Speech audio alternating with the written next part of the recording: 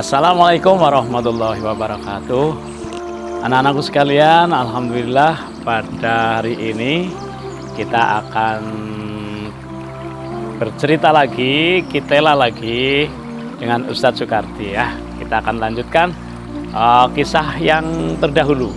Masih ingat kisah Nabi Adam alaihissalam ya, yang akhirnya Nabi Adam itu pokoknya digoda sama iblis laknatullah, kemudian Nabi Adam akhirnya mendapat hukuman walaupun sudah diampuni, dimaafkan kesalahannya, tapi dihukum di dunia. Dia kisahnya sampai seperti itu. Nah, anak-anakku sekalian, nah setelah Nabi Adam dan Ibu Hawa diturunkan oleh Allah sebagai hukuman karena dia melanggar perintah Allah ketika di surga, maka Nabi Adam bersama istrinya Hawa di dunia ini. Waktu itu bumi ini belum ada manusia, belum ada siapa-siapa kecuali Nabi Adam, dan jelas di bumi itu sudah ada tumbuh-tumbuhan, sudah ada hewan-hewan begitu. Sudah ada berbagai kebutuhan yang dibutuhkan oleh manusia yang jelas ya. Tetapi jelas berbeda anak-anakku sekalian, hidup di surga itu serba enak semuanya ya. Mau makan tinggal ingin saja nanti datang. Tapi di dunia tidak bisa seperti itu. Di dunia itu harus berusaha. Ingin buah harus naik, metik. Itu kalau sudah ada, kalau enggak harus menanam. Kalau mau masak harus memasak, harus dipanasi pakai api dan seterusnya. Ya. Nah, singkat cerita Nabi Adam di dunia ini kemudian punya anak, ya, punya anak. Jadi setiap lahir Nabi Adam itu ya punya anak, Ibu Hawa itu melahirkan dua kembar, ya, dua kemudian dua lagi, ya. Tapi setiap kembarnya itu laki-laki dan perempuan. Kemudian laki-laki dan perempuan. Ini yang kan Ustadz ceritakan ya. Yang laki-laki pertama sama perempuan pertama ini Qabil namanya, sama saudara kembarnya namanya Iklimah. Kemudian yang kedua Habil dan Labuda ini. Nah, kebetulan Allah ciptakan Iklimah ini wanita yang sangat cantik jelita, sedangkan Labuda enggak gitu.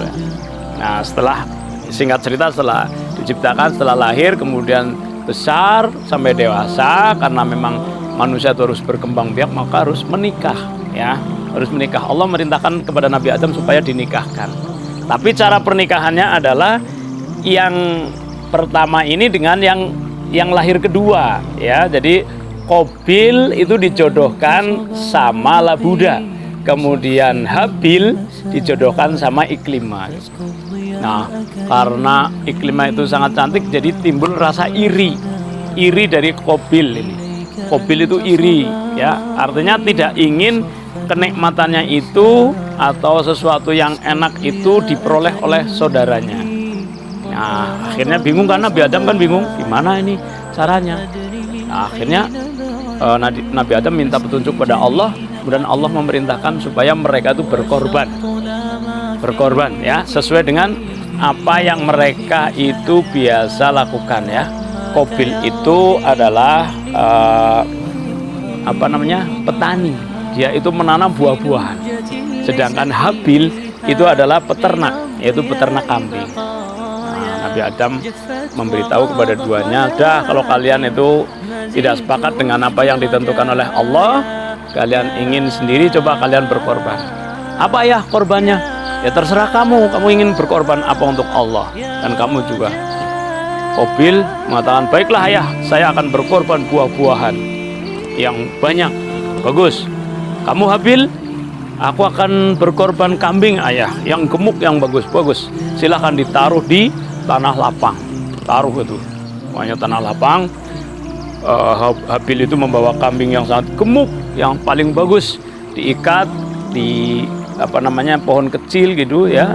Kemudian Qabil itu mengumpulkan buah-buahan, tetapi buah-buahannya itu banyak yang busuk dan yang paling jelek yang dikumpulkan. Akhirnya semua minggir di tengah lapangan. Nabi Adam juga menyaksikan, coba siapa yang diterima oleh Allah Subhanahu wa taala. Ternyata ya, jadi Ustadz lanjutkan.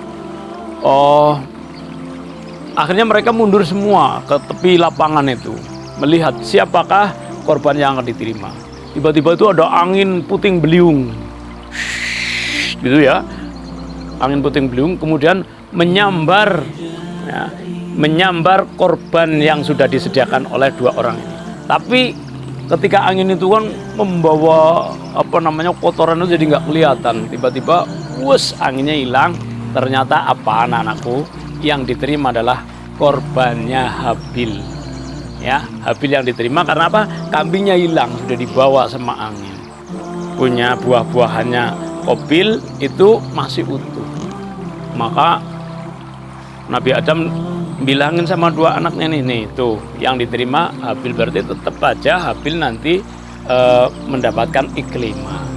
Nah, Qabil ini iri, nggak bisa. Dulu lahirnya bareng itu kok. Ya, masa saya dijodohkan sama yang pasangan lahirnya adikku ya, Habil. Maka Qabil bilang sama Habil begini, kamu akan saya bunuh. Ya, itulah kedengkiannya. Jadi intinya seperti itu, akan saya bunuh. Maka Habil mengatakan begini, kalau kamu itu nanti mengulurkan tanganmu, aku tidak akan membalasnya. Kalau kamu mau membunuhku, aku tidak akan berusaha untuk membunuhmu, karena aku takut sama Allah, Rob seru sekalian alam. Begitu kata Habil. Terus Qabil selalu ngomong gitu, pokoknya kamu akan saya bunuh.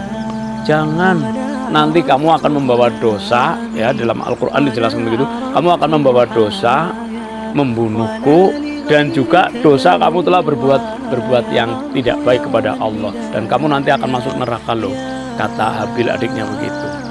Betul itu, karena sudah nafsunya, sudah keinginannya, karena dia itu tidak ingin Habil itu mendapatkan iklimah, maka kemudian dibunuh dengan kayu. Ya, Habil sedang bekerja, Qabil dari belakang dipukul sini. Akhirnya apa? Akhirnya mati.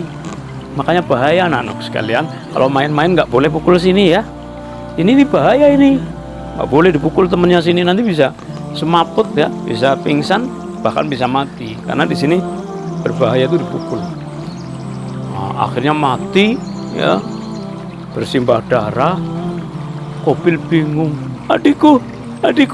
Ya, karena rasa walaupun tadinya benci, tadinya dengki, tapi ketika melihat adiknya sudah meninggal itu dia nangis, gimana ini, gimana. Akhirnya karena takut adiknya ini dimakan binatang buas, maka kemudian digendong, diangkut di sini di bawah. Nah, Nabi Adam sama Hawa itu manggil dari jauh, Qabil, Habil. Itu sudah sampai sampai siang, bahkan sampai sore nggak ada jawaban, karena Nabi Adam khawatir akan kelakuan Qabil. Betul, akhirnya setelah jauh sekali dibawa lari sama Qabil, maka bingung, ini gimana, adikku udah mati.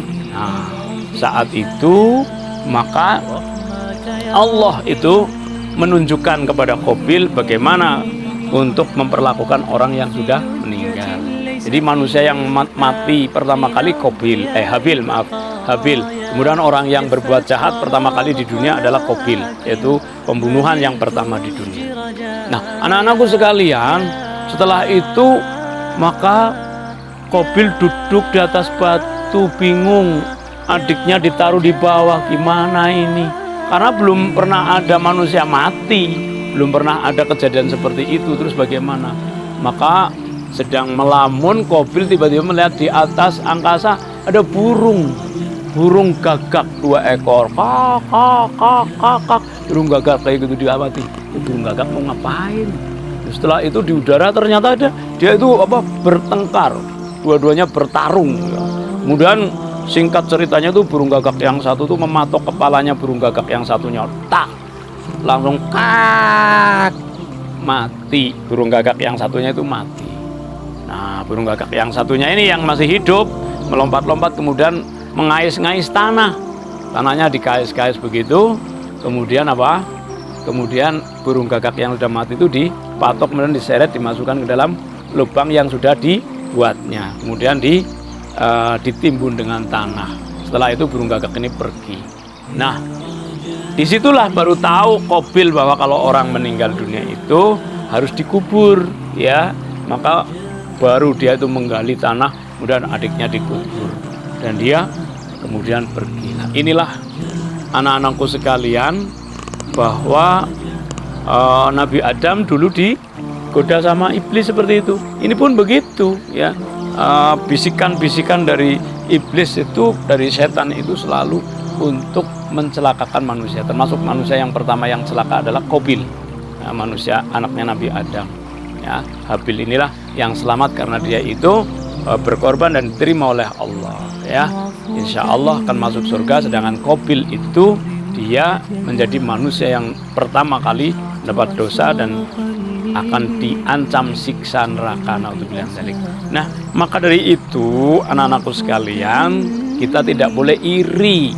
Contoh nih, misalnya ada teman kok nilainya bagus, disayang sama ustadz atau ustadzah, itu nggak boleh kita itu jadi marah sama temannya itu.